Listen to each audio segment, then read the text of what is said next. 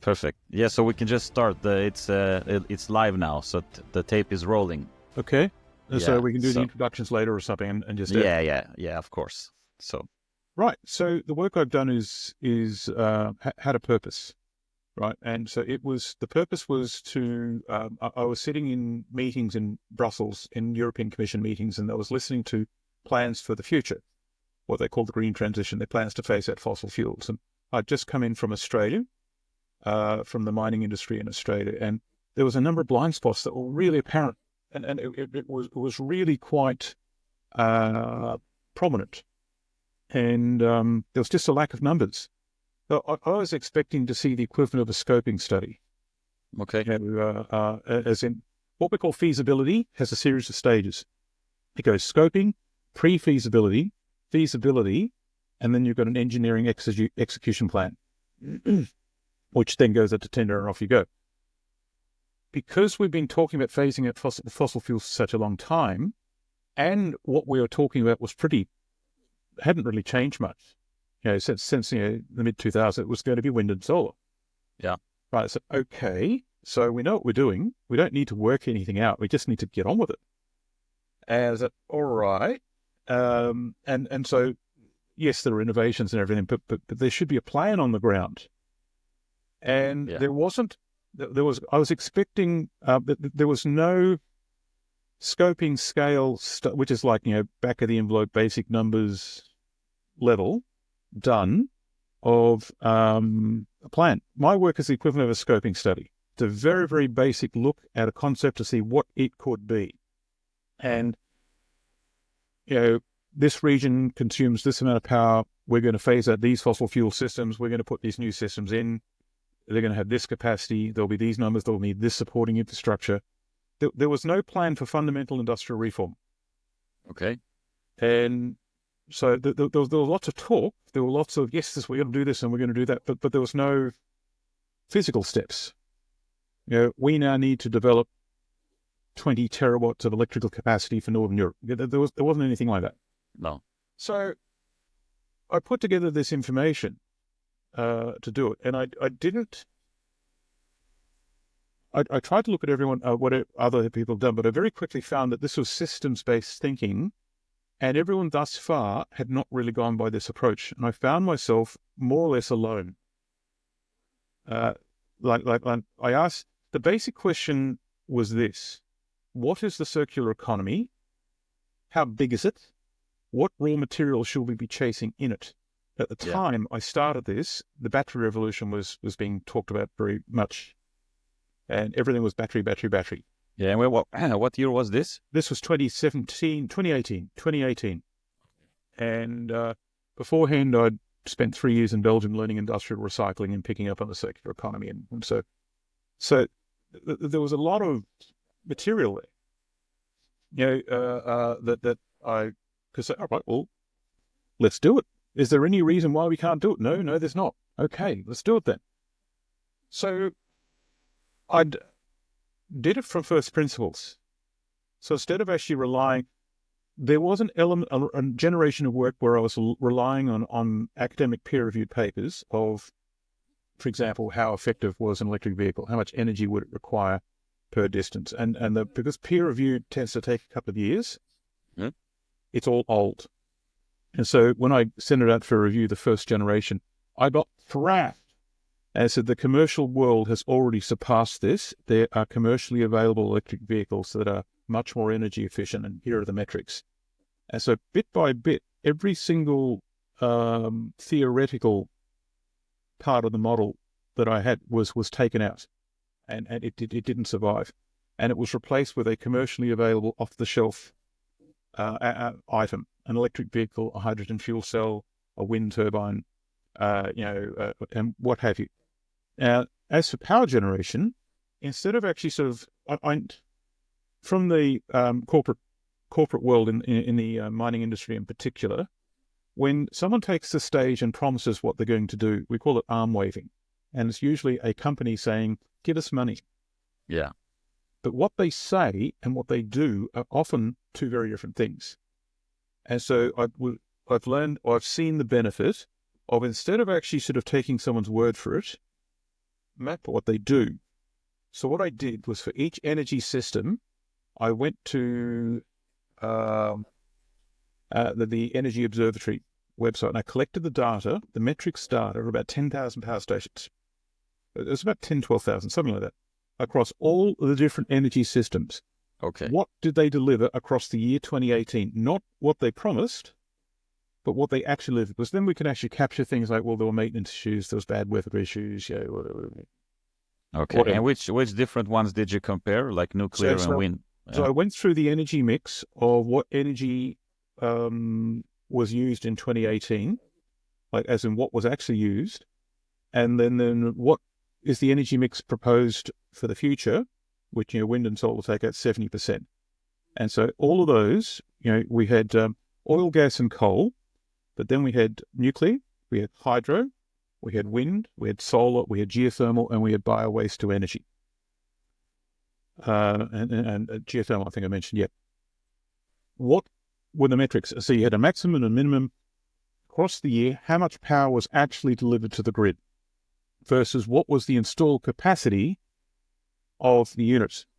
So you had the maximum, the minimum, a standard deviation, and an average. Okay. So how many average stations would it take to deliver the power we need? Right. So, okay. And so then there was so how many cars are there in the global transport fleet? And this is interesting. No one had done that. Okay. As in, there were studies for the United States, and there were studies for Europe, and there were studies for China, but I couldn't find anyone to describe the global network. I think there was one guesstimate that was done in the year 2000 that I found that was out of date. I had to do it. So I found myself, trying to assemble it myself, and I assembled like news articles, and I went through it. And it's not perfect, but I came up with 1.4 billion cars travel, and then there's the estimate of what much distance did they travel. Yeah, and it's cars. It's both fossil fuel cars and electric all cars. All cars, all transport. And so passenger cars, trucks, buses, trucks, vans. But then we also moved into trains, maritime shipping, aviation. All of it had to be modeled. Yeah. And every other study I came across, and this is why I left them all behind, really is they'd really only done like one tiny fraction of that. But like in 2018 in particular, everyone was interested in passenger cars only. They wouldn't talk about trucks at the time. They certainly wouldn't talk about trains or shipping. That's sort of changed now. And the assumption was, even though it's just 2018, it's 6 years ago now, and the assumption was the whole system was fossil fuel, and the whole system was now being transferred out of fossil fuel. At the time, the electric vehicle transportation fleet was less than 1%. Okay. Right. And now, since then, that transportation fleet has grown quite a bit. So, it tells a story.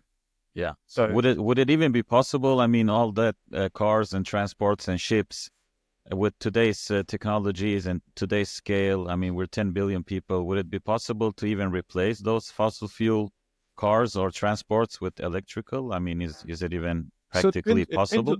It depends on the vector we use, like what direction we go in. Okay. If we are going to go in the direction of, for the last 150 years, we have built the system that's around us now with the most dense energy source the world has ever known. That's oil. But oil, gas, and coal are extraordinarily dense, concentrated pieces of systems of energy compared to the more dispersed systems like wind and solar. So we've built this system. There's been cheap, abundant energy. There's been cheap, abundant raw materials, and there's been easy to get credit compared to where we are now and where we're going. And now the system is so large, whereas if we were to start, say, a century ago, the system was much smaller. So the problem is the scale of the task in front of us is enormous, much larger than conventional thinking will allow. Is it possible? The problem is what we are trying to replace it with relatively exotic materials and using energy systems that are not as effective and as flexible as what we've got now. And so there's all sorts of bottlenecks and problems to overcome to move forward. I don't think the simple answer is no, if we were to do it the way we think we're going to do it. But human innovation is a thing. What might we do instead? So, but the purpose of this work was to show that the existing plan, as put out by senior strategic planners in the Western world, is not going to work. And if we go down this path, we're going to exhaust ourselves and waste time we don't have. Okay. And what's that current plan, if we can summarize it somehow? Okay, so it's colloquially called green transition, or sometimes the Green New Deal. It's all fossil fuel systems will be phased out. All transportation, which was petroleum-fueled internal combustion engine, is now electric vehicles or a hydrogen fuel cell.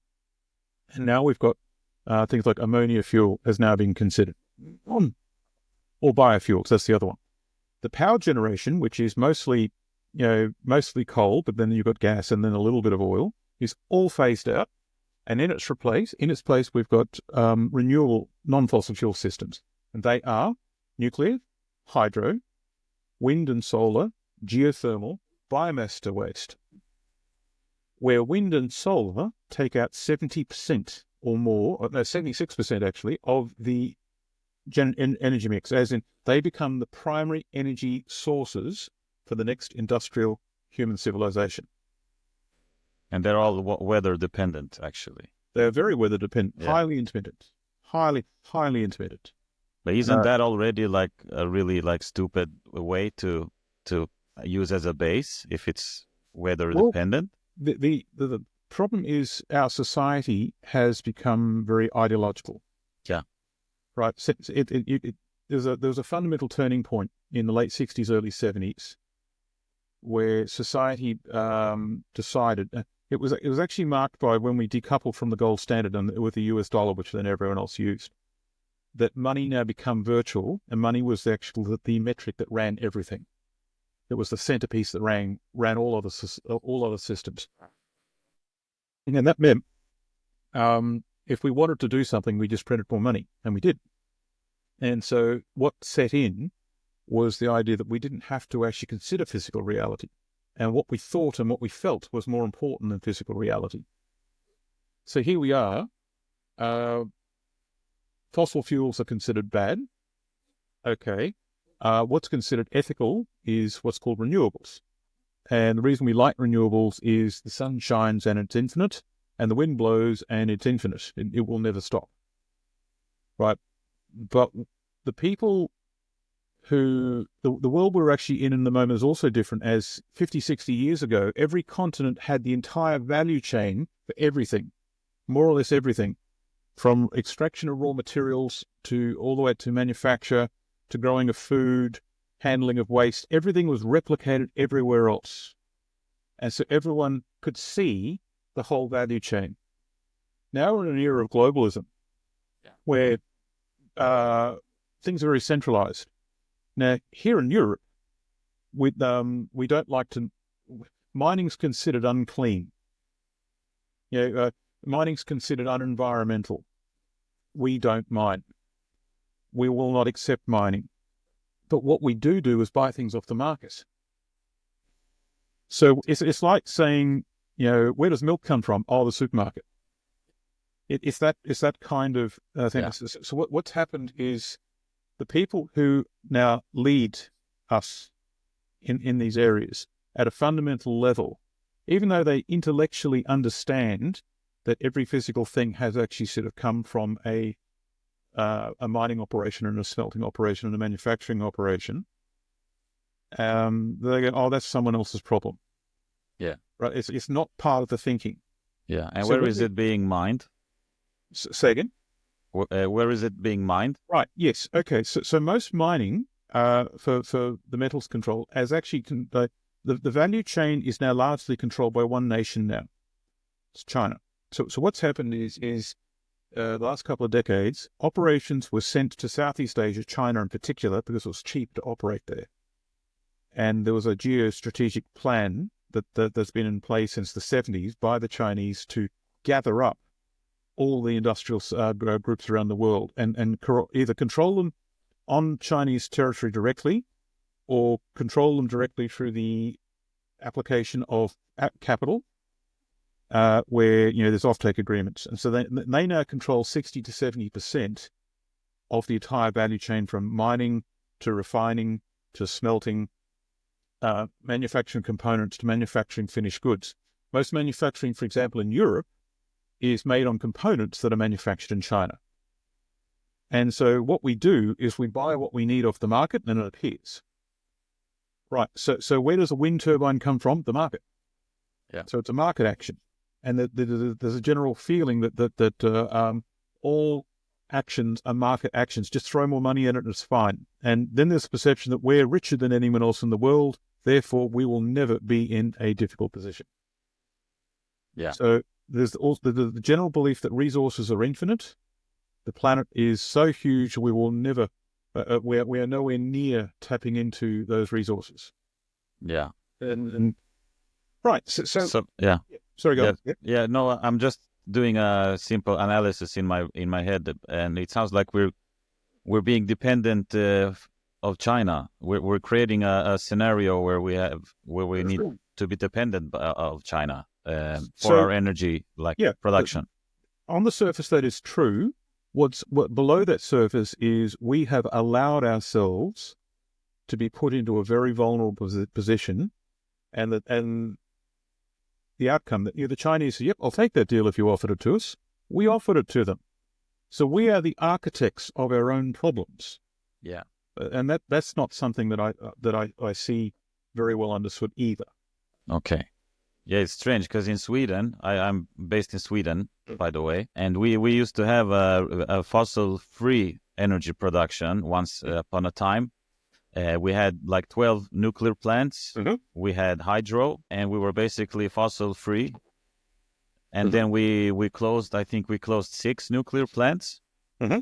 And now we have a problem with production, especially here in southern Sweden. So now we are dependent again on wind. So it feels like, and now there's being talks to rebuild nuclear plants. So we had a good solution, and then we took it down, and now we're trying to invent the wheel again. So do you see that? Do you see the same patterns in the rest of the Europe? Or yes. So Germany is an excellent case study. Yeah. So through an ideology. Well, the problem is ideology is fine. We all have ideology. We all have beliefs, right? What I'm advocating for and what my work shows is once we have an ideology, we make a plan from that ideology. We then test that plan, not test it, but plan it out, map it out. If we were to actually do this, what's involved? And then we will compare the outcome of our plan to reality. Can we do this, or is there a problem? Those last steps don't exist. Right, well, we have the belief that the market will sort everything out. We don't have to do anything. Everything's fine. We're rich. Everything's sorted. We have to just focus on our beliefs and ideology, and the rest will just keep up because the free market will make it so. So those free market actions are now pushing us into a place where you are now obsolete. You are not needed anymore. You're not the most viable markets of all, and you've just lined yourself up for economic poverty. Right. So in Germany, they had coal, they had gas, and they had nuclear, and they had a massive renewable sector. But the renewable sector is balanced with fossil fuels because it's and this is the other blind spot. Wind and solar are highly vulnerable to the weather, especially in Northern Europe. Like in winter, solar panels get covered in snow, which means they don't work so well. In winter, for example, the sun doesn't shine as often as it does in summer. It's simply like that. With wind, you have lulls of a couple of days long when there's no wind at all and the turbines just don't turn. Yeah. And so, all right. But the problem is when you have, say, 5 or 6 of those lulls a week apart, and the grid can never recover. So that renewable sector was balanced and controlled by fossil fuels, like gas in particular. Gas can be turned on or off. And winter is when we need more energy for heating. Right. The ideology was renewables are the way of the future. Things are going really, really well. Gosh, we're in control. We know what we're doing. And again, this is the ideology of we will only look at part of the value chain and the rest is assumed to be okay. Whereas when you're actually looking at the affairs of a nation state, it would behove us all to think in terms of a system. All parts of the state need to be considered and how they relate to each other. And if we make a choice, what happens to other parts of the system that we are not directly controlling or seeing. And this is the German mistake. So I'm using Germany as an example, but I've actually got a plan for them, like a way out. Yeah. So the people in Germany who are listening to this might be a little offended by what I just said, but I would say there is a way out. So we'll get to that. So what they do is they shut down coal and they shut down gas. And they shut down coal and they turned off the nuclear systems, but they still had gas. And then due to geopolitical reasons, the gas was cut off. Why was the gas cut off? Because we applied sanctions to the people supplying us the gas. Yeah. Don't bite the hand that feeds you. So it's Russia in this case, basically. In this case, Russia was supplying 70% of the gas needs for Europe. Yeah. And there's a wider geopolitical plan going on there. And I believe there's a strategy underlying all that. And it is all about resources. And there is a conflict there that its primary domain is actually economic, not military. So the Russians turned off the gas. Coal had already been shut down. They'd also shut down a lot of nuclear plants as well.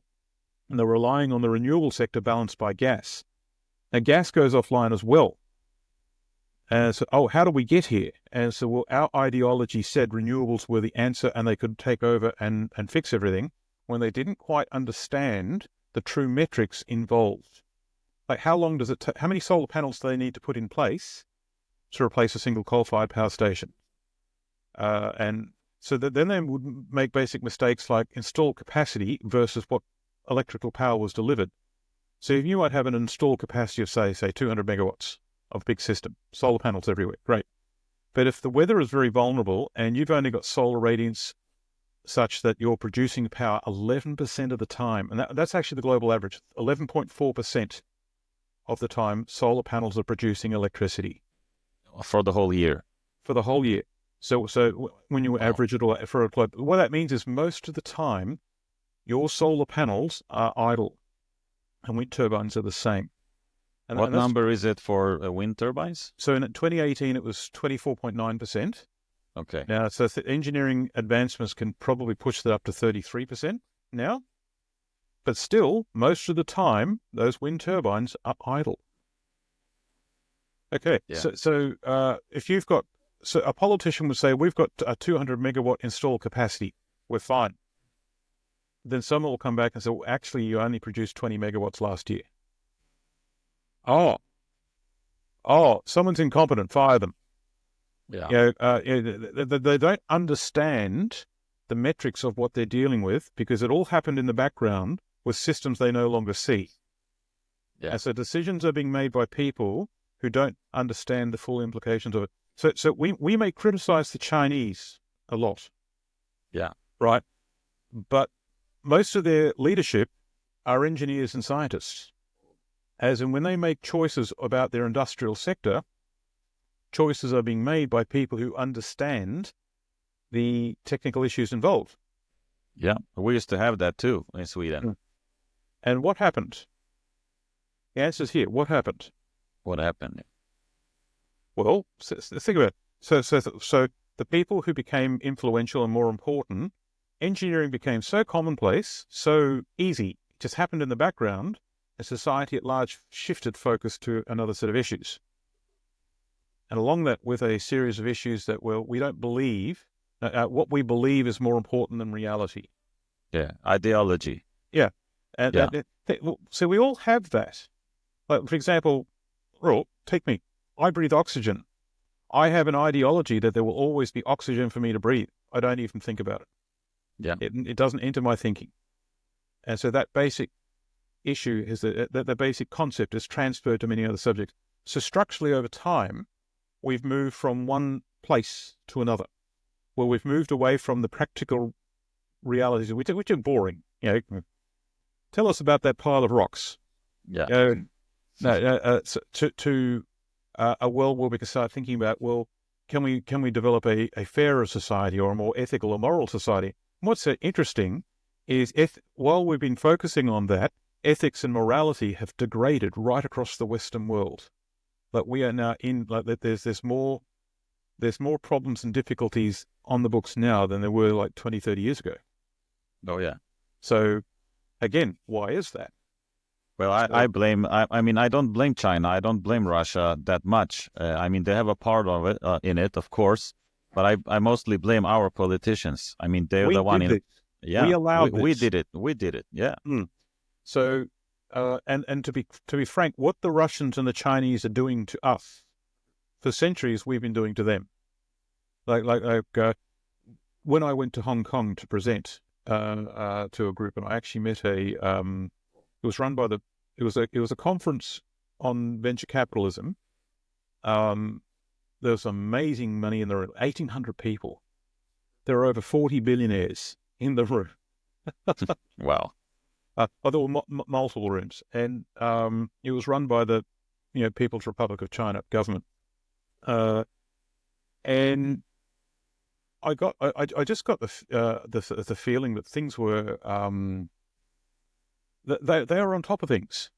They knew what was happening. But when I actually talked to them, I said, right, the next century is ours. We're the next empire.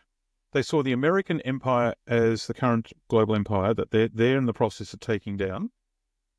Right, and Europe is subservient to the American empire. That's how they saw it. Whether that's true or not, well, that's if. Yeah. But the way they saw it is the next century is ours, and this is an interesting point. They didn't think in terms of vengeance, and what they would quote, for example, the opium trade wars, that the British started up an opium war so they could take tea from China. And on their terms. And so what the British did to the Chinese, in the late 1890s, early 1900s was terrible. Right. And they remember that. Yeah. But they actually then take that as a reason of saying, we must never let this happen again in a loss of face context. Loss of face. This must never allowed to be happened again. We were saying before, we did this. Right. It says, we are responsible for what happens to us. We allowed ourselves to become weakened to the point where an adversary could take us down. That's how they think. We allowed that to happen. Our Chinese culture is 5,000 years old, yet these barbarians were able to do that to us. Yeah, that's how they think, of course. Right. Yeah. So then they will say, right, not only must things be corrected, so China now must become so strong that never happens again. Then they talk in terms of vengeance. And they've been preparing for war for some time. And that war is economic. It'll go kinetic at some point else, but it's mainly economic. Yeah, I think it's social too, not only economic. Yeah. Fifth generational, multi-dimensional conflict where the opponent doesn't even realize they're at war. Yeah, I think so too. They use social channels, they use economic channels. That's the new way of warfare. But that's also linked with industrial espionage, cyber attacks, sabotage, the whole kit and caboodle. Yeah. Anyway, so that's a long-winded answer to your question. Yeah, but it's interesting. It's really interesting. Because I think, like we in Europe, at least, we have dug ourselves a big grave, and we're having challenges now to come out from that grave. But I know that you have a plan. So I have a plan. Yeah, could we look at your plan to take us through this? So what I would suggest is, hang on, why don't I instead of actually talking about it, I can show you. So let me know when you're seeing this. I see it now. Okay. So you see the full screen? Perfect. Okay. All right. Yeah. So the basic question is this: how do we continue to resource this? This system that we're in. Look at all this energy that's being used, and it's being used in a way that's very wasteful. Oil is going. So there's the climate change issue, but there's also resource depletion. This is oil production. In November 2018, there was a peak, and then we have since we've come down a bit and we've not come back to that peak. That's COVID, the dip. Okay. And so we've come up to a plateau and we haven't been able to get back to this peak. Meanwhile, 81% of existing oil reserves are being depleted between 5 and 15% in an annual context. So the longer that goes on, the harder it is for that peak is to beat. So we've got a possible date for peak oil. So what this is basically saying is fossil fuels are going, think of something else. Okay, so we're running out of it. Yeah, not running out. No. What that means is roughly the amount of oil brought to the market. Let me go back to that. The amount of oil brought to the market can only get to a certain point, and it peaks and then declines. We've got roughly half the oil we've ever discovered still in the ground. Okay. But what it does mean is we've got all the cheap, easy oil out. Now all the really expensive stuff is now coming. So we've got a thing where oil was cheap and abundant, and it was easy to come by, and now it's going to get harder, and now there's going to be supply and demand gaps, so it becomes an economic problem. So we're certainly not running out of oil, and that's not going to happen anytime soon. But it does mean our system of growth, where we want to grow and profit, now has to evolve into something else. So this is the green transition. So what I've done here is worked out how much metal we need for all the electric vehicles, wind turbines, solar panels, batteries, and stationary power storage and all that. The big difference between the scenarios is how big should that stationary power storage be. Conventional thinking believes we only need 6 hours, 5 to 7 hours. That's interesting, is they still think that, but then when you ask them, the sun goes down every night and solar panels don't produce electricity at night. Okay, so 5 to 7 hours won't get us through a single night, let alone winter. Precisely. Yeah, anyway, I still get flamed by people for saying such things, but anyway, so the real answer is between 28 days and 12 weeks. So it's between the red and the blue. So the column here, the grey, the white, and the black, this is actually the metal that we have in the ground. So grey is reported mineral reserves. White is mineral resources that are estimated, and those numbers are dodgy. The black is what resources we know of under the sea that we are at this time. So what is actually showing here is a vast disparity between the amount of metal we need versus what we've got access to. Now, remember, it takes a long time to develop a mine. You're talking the mining cycle, something like 20, 25 years for everything together. And so what this is basically showing is this is to stand still. This is for the first generation of units as things were in 2018, and the system's grown larger since then. So it's this work has been published in the GDK Bulletin. The full calculation. What this is saying is this is not going to work. Find a better plan. So mining production, existing mineral reserves, resources, and recycling all together will not be enough to manufacture the first generation of renewable technology. Now, what I don't mention in there is we don't have time either, because it takes time to do this stuff.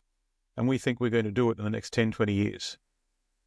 Anyway, so what this basically means is there's a black swan at the heart of our energy transition plan to phase out fossil fuels, and we really need to go to the drawing board and do something else. So the next bit here is to demonstrate that I'm actually thinking positive for the future. If that won't work, what will we do? I'm not saying we should go back to fossil fuels. Absolutely not. So we want electricity generation, we want transport, we want manufacture. We want reliable and consistently stable power generation in all weathers in all geographical regions, preferably in concentrated form, preferably with a low materials footprint. That's where the green transition fell over. A long working life for each unit, and everything's got to be designed to be recycled when it comes offline. Because at the moment, when our wind turbines come offline, most of them are not designed to be recycled. Minimal waste plume with a very low environmental impact. That's our laundry list. So if the green transition won't work, what might we do instead? So this is what I call the purple transition. And so this is the idea. We've got a number of black swans coming in, but some of them can help us if we see them differently. At the heart of everything is a reimagined commodity sector. So we have been managing our resources and commodities as if they're infinite, and money is the only metric. So we've got to think in terms of resource stewardship. And so I've taken the circular economy and I've evolved it into what I call the resource balanced economy. And this is an evolution of some of Jacques Fresco's ideas. Right. The power source at the sort of is liquid fuel fission, also called thorium-fueled molten salt modular reactors. That's a technology that's actually 50 years old and is actually on the ground now in Copenhagen. And there's a group called Copenhagen Atomics, which are actually doing quite well.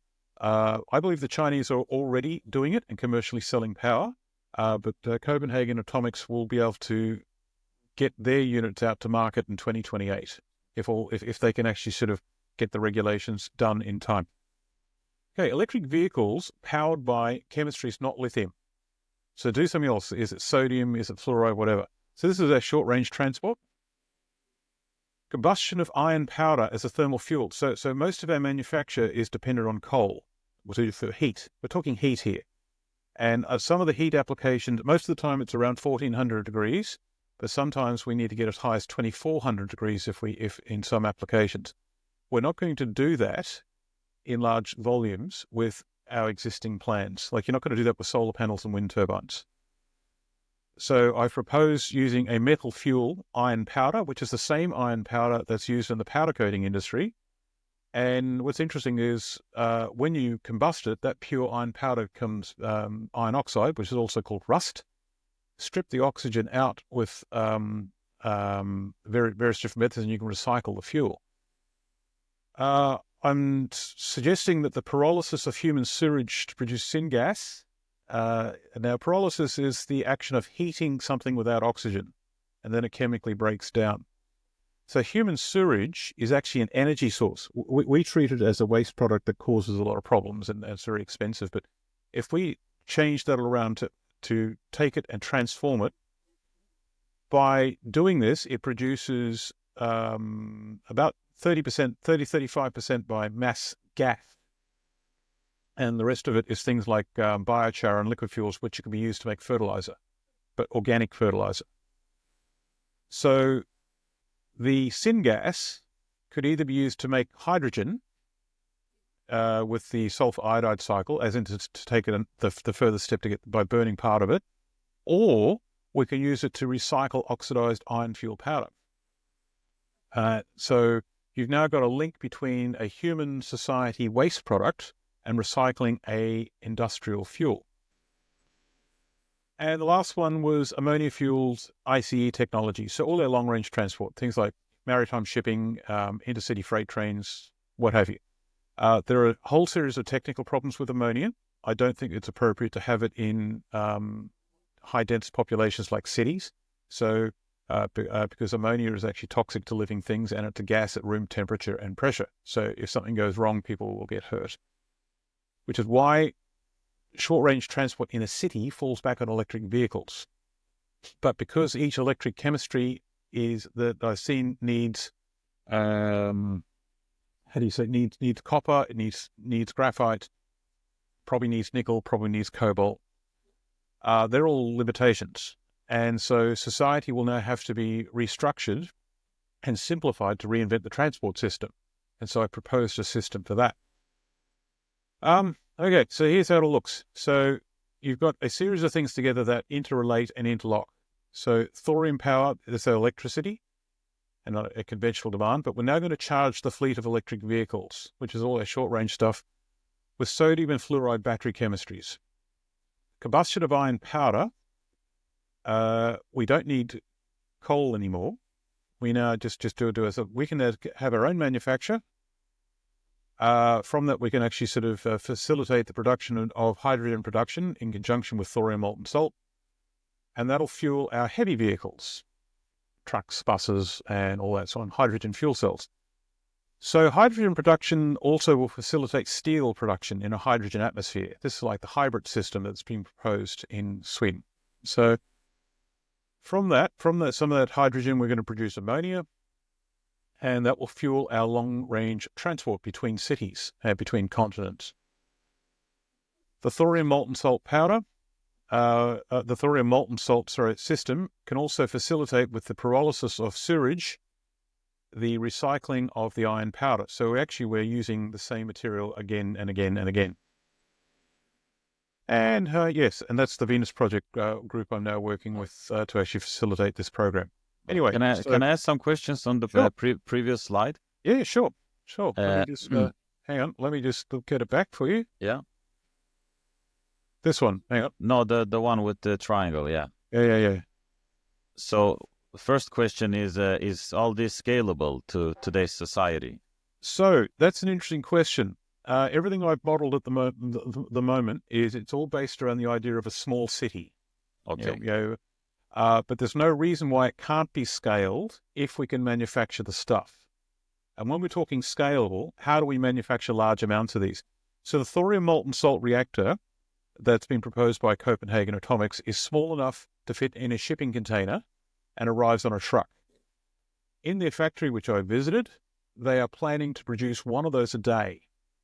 One factory can produce a thorium reactor that's actually producing 100 megawatts of thermal heat or 40 megawatts of electricity a day.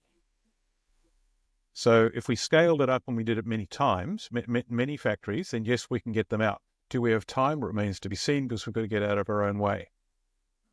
Combustion of iron powder, there's a group called Metalot in the Netherlands that are actually commercializing that. They've got a series of pilot scale units that they're actually relatively simple to operate. We don't need that many such units to replace our manufacturing sector. So that's scalable. The ammonia-fueled ICE group, Maersk Shipping, has actually got a system that's actually they've been running test units. They've been running like ship engines like for 6 months continuously to test the maintenance of it. That should hit manufacture pretty quick. The maintenance cycle on it, though, will probably be more strenuous than what we have now for our petroleum systems because of the nature of ammonia. There's no reason why that can't be scaled up. Toyota has made they've developed a concept car. They haven't actually released it commercially yet, but a passenger car fueled on ammonia, which means the technology is pretty stable. The question is, should we use it, and if so, where? The big unknown here is the batteries, because at the moment we're so focused on lithium-ion batteries that it's very reluctant to get anyone to talk about sodium and fluoride battery chemistries. So fluoride is highly corrosive, but there is a friend of mine called Rika Witter is actually developed a patent to get around that corrosion problem. But sodium batteries, the chemistries have already been talked about, but they're conceptual. We haven't yet to get to the point where we're making lots of them. Okay. So that's the scale-up problem there, the batteries. Okay. And another question I have too is all the resources needed to do these things. Do they exist in like an amount that we need, or will we have the same problem as with the current transition plan? Actually, do I have it? No, it's not in this slide set. So let's go back to this one here. So the resources to make these things are actually pretty simple. Okay, so what is in a thorium-fueled reactor is mainly steel and nickel. Now, there are some exotic materials in it, but there's less of them. There's a relatively small amount, and each unit has a long working life. So the primary things are steel, are iron and nickel. The electric vehicles, things like sodium, and we'll come back to the electric vehicles. That's the limiting step. Combustion of iron powder is mainly a steel furnace with brass and a little bit of aluminium. Pyrolysis of human sewage, that's a furnace, again steel. And ammonia fuel ICE technology has the same basic footprint for materials as our current petroleum technology, which is mainly steel, plastic, glass, aluminium. They're all things that actually don't have that much in the way of resource constraints. We have plenty of iron, we have plenty of aluminium. Okay. Now, the trouble starts when we go back to the electric vehicle batteries, because every system I've looked at does require copper, does require graphite, for example, for the anode. Most of the time requires nickel. Some of the time requires cobalt. All of those will have resource constraints. So the electric vehicle system going to sodium batteries, for example, does solve some of the problems, but not all of the problems. And that is the point that society will be required to contract in size to become simpler when with a smaller footprint. But everything else on the board there requires mainly iron. Mainly. And with support things like, or things like aluminium and nickel and stuff that we've got plenty of. And if we're not going to have vast amounts of electric vehicles, then a nuclear reactor with nickel alloys in it will last comparatively a long time compared to, say, a battery in an electric vehicle. Yeah. So the resource footprint of this plan is inherently different to the green transition, and it's inherently different to what we're using now. Okay. And is all this like financially sustainable as well? Okay, so I haven't looked at the finance side of things. Yeah. There's two problems. That we've got inflation signatures now in double digits in many countries, so we're not that far off hyperinflation. That means if you make any market predictions, they're not going to last very long. No. The second problem is the biggest issue to get all this on the ground is getting, for example, a government to grant a license to allow a thorium reactor to appear. That is the problem. That orders of magnitude more complex than actually building the reactor itself. We've got to get out of our own way. And so the question is not so much financial viability as in, will governments allow this stuff to happen? In terms of financial viability, Copenhagen Atomic have a business model that is strong, so strong that they don't sell you the reactor. Well, they don't want someone like me playing with it, I suppose, which is why they're doing it. But what they do is they rent you the reactor and they sell you the electricity. And the electricity they're planning to sell is 2 cents a kilowatt hour. And that is much, much cheaper than any other system on the board. So what they're proposing is not only sustainably very good, but it's much, much cheaper. And as for the rest, well, the ammonia-fueled internal combustion technology will be more expensive than petroleum technology. But when petroleum becomes unavailable, then ammonia will become the cheapest available way of doing things. Interesting. I haven't done a proper map. If you're asking, have I done a proper business case analysis? No, I have not. Yeah, I mean, you have done a lot, so we can't expect you to do that as well at this point. But it sounds really interesting. Actually, I haven't seen this before, so it's really, if you compare it to the transition plan we have today, I mean, this is actually more. How do you say it in English? It's more practical. And it makes more sense, and it's from a different direction. Yeah, and it's at least it's a plan, because the one we have now is like ideological. They push it forward. They say 2030, then they will probably say 2045 and 2050. So this feels better. But I had one last question, which is I've got another thing to actually show is when I say I'm reinventing transportation. What do I mean by that? And but was it also environmental friendly, your purple transition? Yes. Was it, if you remember that map that I was looking at, there are no emissions off that at all. None. Okay. Nothing comes off the thorium reactor. Nothing comes off. The iron combustion has very little. It has no carbon reaction at all. It's got a very, very small amount of nitrous oxide. And then the only emissions that come off that whole system, like electric vehicles don't either, is the ammonia ICE, is the exhaust on that has got to go through a catalytic converter. And whatever is not comes out of the exhaust that's not combustion because it's not tuned is ammonia. And they're the only things and we're talking trace elements compared to what I got at the moment. So it's actually so different. It is such a different paradigm that it's you go, huh? What? The waste plume that comes off our existing system, exhaust out of coal-fired power plants and the exhaust that comes out of like petroleum ICE cars, none of that exists on that map. And so the waste, the environmental plume is more associated with the manufacture of those things, not with the operation of it. Like, how do you make steel? Well, now we're back to the hybrid system with the hydrogen atmosphere. So there is a vector through this. So what I would like to show now is, so we've got to reinvent transport. Right. So how's this for a game of soldiers?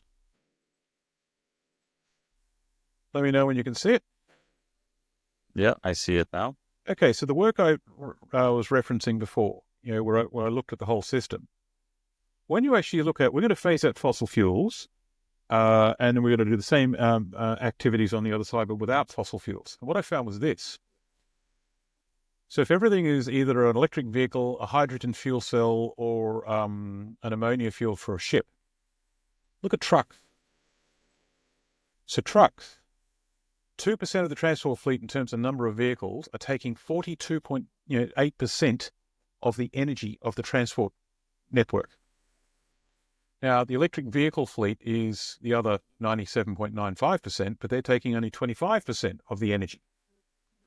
Trucks are taking a disproportionate amount of energy. So replacing trucks is the problem. So we can't just phase them out because society runs on trucks. There's a book by Alice Friedemann called When Trucks Stop, where she looks at this issue, and I haven't really seen anyone else do that. And the other one is Life After Fossil Fuels. But what do trucks do for us? So the question then becomes, can we do the same thing another way? This leads to a different city architecture. So this is Jacques Fresco's work from the Venus Project. He was doing this stuff back in the 50s. So in the mid-70s, he drew these pictures, and he proposed the idea of a monorail. Now, monorails are a thing now. We know what to do. This is how we move large groups of people in light rail, and we know how to do that. Here's the innovation. We want to move large amounts of cargo of what trucks normally do. So this is actually a group called Futran. They're based in Nigeria. And they've proposed this idea. At a mine site, they want to move ore, like heavy cartloads of ore, across an 80-kilometer track between a mine and a shipping port. And normally when you put trucks on the roads, you've got to build the road. When you build a railway track, for example, there's a lot of civil engineering to make sure that the track is level. And this thing sits on stilts. And those stilts can cross rivers, valleys, gullies, what have you. So they've got like a concept track going, and so that the carts go along underneath. And so they've done a lot of work to show the viability of it and everything. So this is the costs. So it's an 80-kilometer track. It's 1.6 kilowatt hours a kilometer for a skip. So here's the thing. We can do this with a shipping container or even specialized hauling. So instead of having a truck deliver, say, a shipping container. Oh, yes, let me back up for a bit. When you look at truck routes, they're non-linear. That is, trucks don't go down all roads. There's a disproportionate number of trucks going down a few shipping routes between major terminals, like a port and, say, an industrial handling area. So what I'm proposing is this system, what I call the spine rail, and where if you were to put a track between two strategically significant points, you're taking off not all trucks, but some trucks, right, off the road. And so we now move things around in a shipping container. So this is the engineering that they've actually done. And so this is instead of like ships going into trucks going into shipping ports, they come straight off the ship and they're elevated out to a workstation that's far away from the port, and so you don't have big lines of trucks. Okay, this is what I'm proposing. So on the frame, on the top, we have 2 monorails that are shifting people. And on the bottom, we've got a 2-way system that can ship shipping containers. And so what this does is it will, if you do this for a strategically significant route, I don't know, between, say, Stockholm and in a major industrial center, like one route, and how many trucks go down that route, how many trucks are removed out of the system, the monorail can shift people. Like one monorail can carry the equivalent of, say, 100 cars. I think that's the ratio, something like that. So we've got a massive reduction in energy consumption. So this doesn't remove all trucks, it removes some trucks. Now then the innovation is, well, then you start moving things like industrial centers onto this train line. And so, hang on, I put together a plan with the Venus project. And this is what we've sort of put together. And so, actually, yeah, so if we had, for example, if we would apply the resource balanced economy, let's say we had a concept city, but around the city, we've got a constellation of industrial groups and they're on this train line. So everything that we need to do can actually go on that train line. And so we need the flexibility of trucks and vehicles that can go anywhere and anything, but all the stuff that we need to do and move largely, it should be designed to be so. And then we design it and build it and we're away. Anyway, so interesting. So Cool.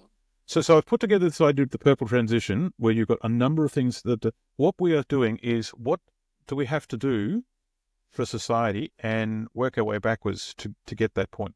So instead of actually just saying we will now replace energy with this energy source and life goes on, we don't have to think. The whole thing has to be rethought. Yeah. And Okay, it's smaller in footprint. And what we're trying, let's say we're talking to the nation of Germany now, and it says, right, how do you develop your own industrial sector again?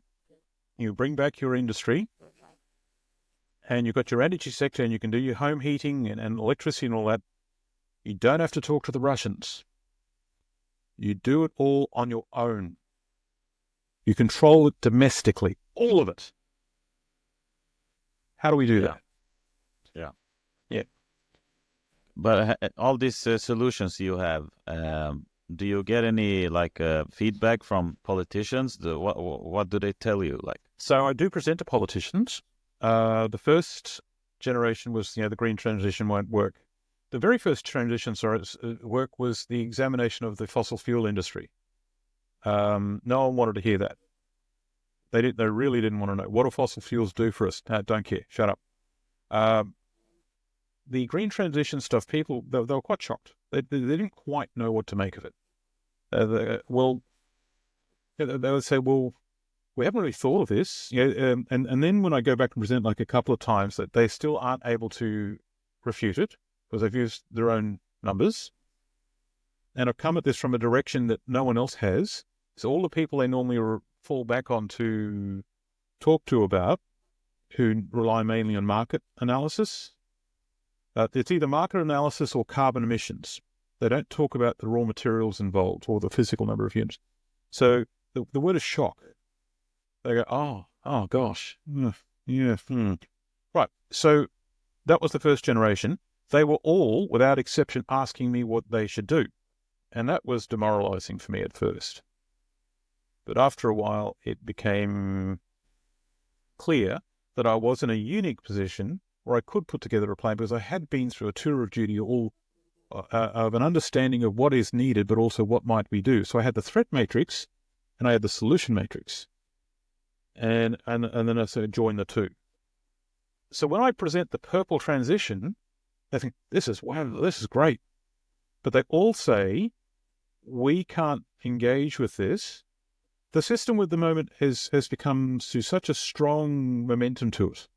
Everything's been optimized to a very narrow efficiency peak, the way things are now. And if each of these politicians and corporate leaders, for that matter, if they made even a relatively small change compared to what is needed, the system around them would replace them. And so I'd lose my job if I did that. Yeah. Right. And especially things like legislation and regulations and stuff like that. So they looked at the purple transition and they said, this is fantastic. Let me know how it goes. So they want it to be done somewhere else so they can point to it and say, look, someone else is doing this. Why can't we? In the mining industry, they really did like thinking conservatively. They would want to see a risk taken by their competitor and then shown to be economically competitive for 20 years. Then they'll consider it and then they'll want to take it and it's theirs and no one else can have it. We call it the first to be fifth. Yeah. But what do you think will happen? Will we still be on this path we're on today and just continue, or what? So what will happen is actually fairly easy from the point of view of our leadership and the way we are. We're going to hit a series of problems. Now, whatever those problems are, it's the way we will respond is your classic run about, wave your arms, scream and shout, have a meeting, hope for the best. It's not my fault. We're going to go through that whole sequence. You can see it happening. It's already happening. Yeah, to the point. Our Minister of Energy here in Sweden, she blames the Germans already. So this is the problem when the system is so optimized to the point where we're not really looking at the real issues, and the system is so optimized strongly to keep going in a particular momentum where people are genuinely helpless. It's not that they're stupid or incompetent. It's the nature of the system that binds us all together makes life very difficult. And it's just why nothing really happens. Nothing really changes.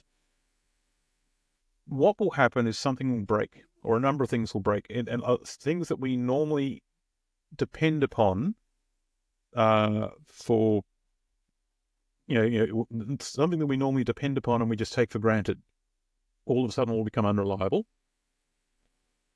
And we're going to have an emergency meeting. And then we'll, what do we do? What do we do? And then they'll try a whole lot of stuff. I can see, for example, our political leadership will face two leadership challenges. And it's after the second leadership challenge that these ideas might be considered. So the first leadership challenge is, person X, you're in charge at the moment. You don't know what you're doing. Obviously, you're incompetent. Person Y, that would be us, can step in. And because we're better than you, we will do it okay. And that won't work either because the structural problems are what they are. And then person Y faces a leadership challenge. Like, oh, gosh. And person Z comes along with the understanding that conventional thinking will not work. And then, and only then, would they be prepared to listen to unorthodox ideas. It is the environment of when the orthodox fails, turn to the unorthodox or accept failure. Yeah. That's the environment we're in. Something has to break. And how far from that do you think we are? I think things have already broken. In fact, I've got a chart that can actually show that the system has been in the process of transforming. Here we go. Let me share again. This is a... See, it's not a case of this will happen sometime in the future. It's happening now. All right. Can you see the screen? Yep. So I'm making the case that the change actually started in 2005, like 19 years ago. So what you're seeing here is the metal market price for the commodities of basic metals, precious metals, oil, gas, and coal, and all the fertilizer minerals. These are the elements that the World Bank uses to track the health of a particular, the world economy. So what I've done is so you've got data back to 1960 in a monthly resolution. I've overlaid the curves by indexing the number 100 up against December 2001, which is in here, that little point here. What this does is it overlays the curves, and you can see periods of relative stability and instability. From this point backwards, for example, was when we were running on a gold standard. From 1971 onwards, you had a level of volatility, but it was within a bandwidth. In 1979, this is the oil embargo from Iran, which sent everything nuts. Okay. But in 2005, that happened. Wow. Right. So what? So the largest financial crisis that we've seen since the Great Depression was the 2008 GFC, global financial crisis. That's in there. So that wasn't enough to correct whatever's going on. So it's not volatility. I make the case it started in the oil industry. And I've got to update the chart now. It started 19 years ago. Things are now happening so fast that I've got to change the numbers of the years of the charts. All right, so what happened? So this is oil. We are a petroleum-driven society. GDP links to it very nicely. See that little kink there? This is oil production. That little kink there is the Iraq War. Did I put it in? No, I didn't. Okay. So that kink in there is the 2003 Iraq War, which took off 4.6 million barrels of oil a day. Give war a chance. The Saudis were told to bring more expansion on, but they got to a certain point where they couldn't do it. So this is Saudi oil production. This is oil rigs, like the number of oil rigs actually extracting oil. So they got to a certain point here, like in January 2005, and so they realized their production was declining. See that this is their oil production, the solid line, it was declining. So they tried to bring on more oil rigs, and they said this is the rise.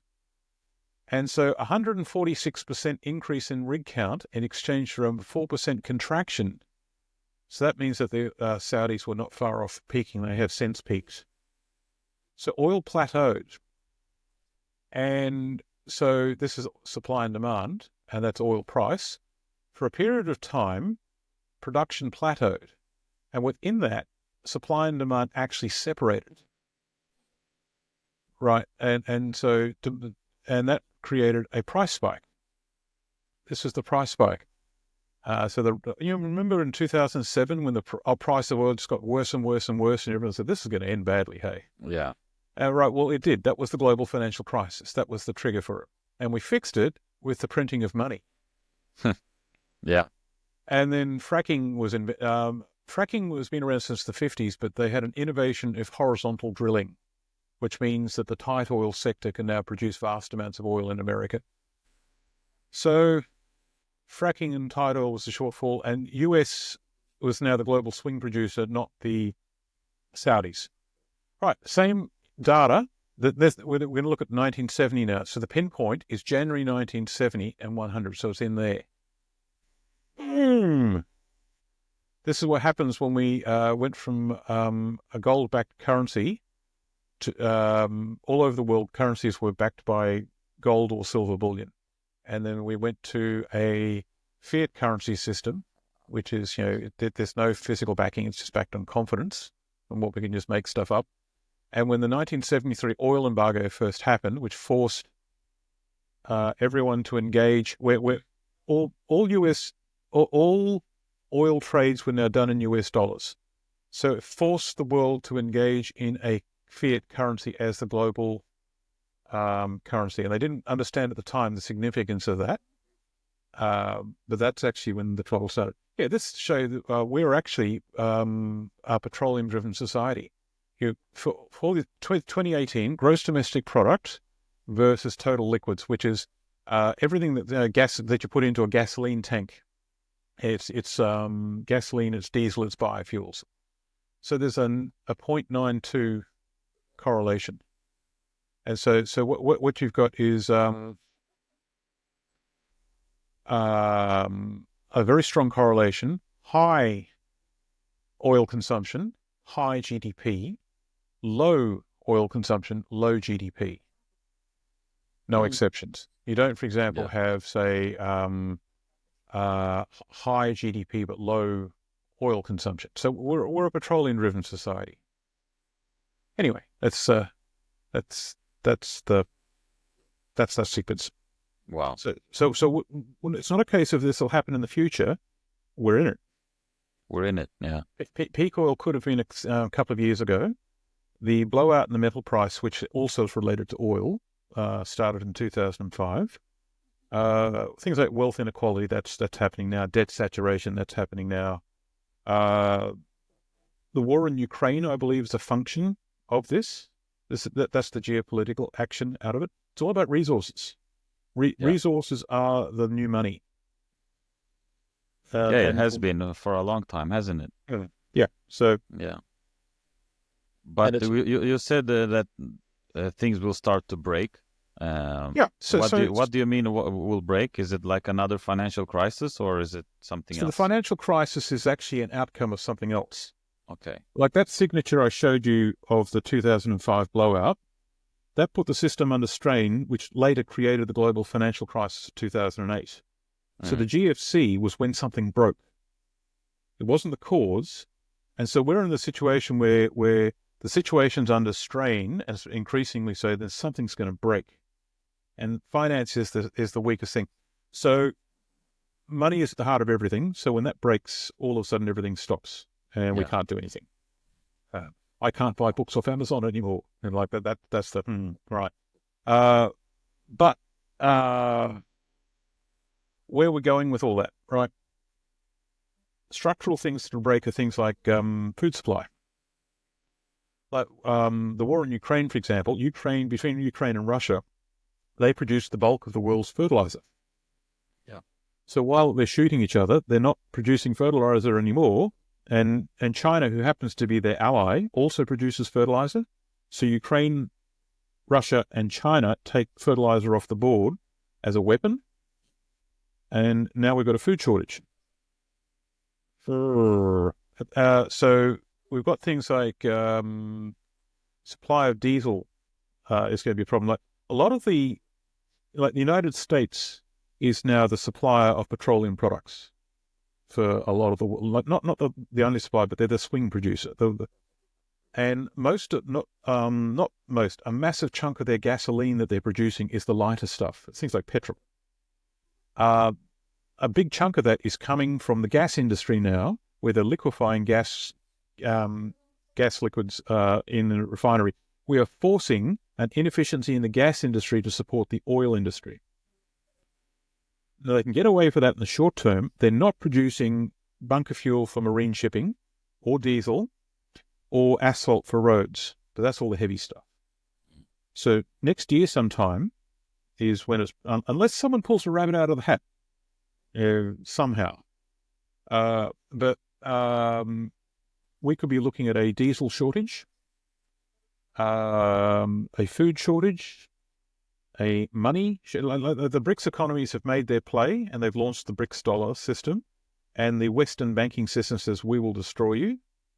Right, so what's the outcome of that? One of those actions will destroy the other, and either way we will see volatility. Yeah. So our money systems are vulnerable, our energy systems are vulnerable, our food systems are vulnerable. Almost all of our manufacturers depended on China, who we are trying to go to war with. How do you think that's going to go? Yeah, so basically the society as we know it, it sounds like. We've been rolling along like without a care in the world. A lot of our behavior has been quite arrogant. Underneath everything, the original, for example, Club of Rome prediction of 1972 limits to growth report on the standard run. Information's looking like that we're actually on that standard run, which means there comes to a point of great disruption. And to be frank, that's what we're seeing. Right. So, so the script says everything's going to be, the script says everything is about to be disrupted. What if human innovation was a thing we got out of our own way, we did things differently? Now we don't really have the time, but things are still manageable. But society as we know it has to change. And the longer we refuse to acknowledge that, the more likely that disruption will be ugly. Yeah. Do you think it's still savable? I think... So is it savable, question one? Should we save it, question two? Because the current system's over its skis for a reason. Right? So instead of actually just saying, we'll try and sort of patch it up to keep it going, or do we just let it all fall apart and we put our time and energy creating a parallel system and we just transfer to that? I actually prefer that option, even though it's going to be very messy. Try to actually put a Band-Aid on a bullet wound for the existing system, and all its powers and principalities is going to be perhaps more trouble than it's worth. Yeah. But in terms of resources, if we did things differently, it could be different. It doesn't have to be like this, guys. No, it's going to be tough to change something so big, it's everywhere. It's in all the documents in companies, it's in all the documents in like government bodies, Agenda 2030 and sustainability, it's so rooted. So I don't see like people going back and starting all over. I hope they do it. But there's multiple plans on the ground. Some of them are not very nice. But what I'm proposing here is we don't go back to scratch. What we do is we build a parallel system. So we install a series of thorium reactors. Okay, we've got energy, we've got heat and electricity. What do we do with it? Okay, they can be plugged straight into the system.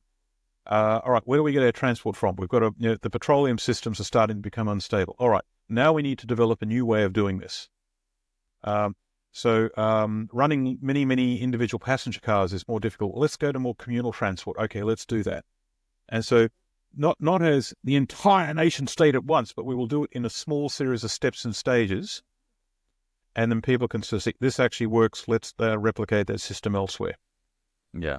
And so it's going to be that sort of, and you do it in steps. Like the things like the World Economic Forum, the Great Reset. You will own nothing. You will have no privacy, but you'll be happy. And you can sort of hear, put the chip in the brain, you'll feel so much better about eating some bugs. Really? And be happy, they say. And nothing and be happy. And so they're talking about a radical social change there. Yeah. But that change is coming from people who really don't like people. Yeah, I mean, they're rich already. They enjoy a good life. So, do they really care about peasants? Yeah, no, no one has ever cared about peasants. So until the peasants get the guillotine out, then they care. Yeah, then they care. Yeah. But Simon, we never started with an introduction. So to wrap things up, maybe if you could tell people that listens, what do you do and how can they follow your work? Okay, my name's Simon Michaux. I'm an associate professor of the Geological Survey of Finland. My training is a degree in physics and geology, applied science. And then this is in Australia. I did a bit of training in mining engineering, open pit optimization, geostatistics. I did a PhD in blasting. And then I did research and development in geometallurgy and comminution, the breakage of rock and flotation. And I was in the University of Queensland, Julius Cruikshank Mineral Research Centre for 18 years. I left academia and went into private sector to support feasibility studies in an engineering procurement and construction management company called Ausenco, which I learned a vast amount of the commercial world. While there, I was learning the banking side of things of the corporate world, the banking side of things of how the mining industry operates. I left Australia in 2015 and I left mining to join the University of Liège to learn industrial recycling, and I found the circular economy. I was there for 3 years. I then came to Finland to do mineral intelligence and the circular economy, which is where I am at now. Okay, so you went from a sunny place to a really cold place. So what if I told you I'm more comfortable in the cold place than I was in the sunny place? Yeah. So Australia, they don't engineer for anything. It says, harden up, you're fine. Whereas in Finland, everything's engineered for the cold. Like, you give me minus 25 degrees outside. Yeah. And it's a steady 23 degrees inside at all times. Yeah.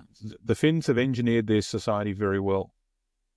And so in Australia, for example, because they don't insulate homes very much at all, not really. No. What they call winter, where it gets down to 20 degrees. Oh, the horror, the shock. That's our summer. To be fair, in some parts of the country, it can get down to 0 at night. Okay. Up in the Highlands and stuff like that. Yeah. But that's the flaw. Yeah. so, Yeah. so Yeah. What a journey you have done, and your work is. I mean, I'm not a professor, but it seems really impressive. It has been really interesting to listen to you and to learn about the current status in the world, and it's nice to see somebody has to have a solution for this problems that we face now. So yeah. thank you So very much. Yeah, thank you you're very welcome. much for your research and your time, and thank you for talking to us and educating us. And yeah, it's not a good future that you paint up for us, but let's hope for the best.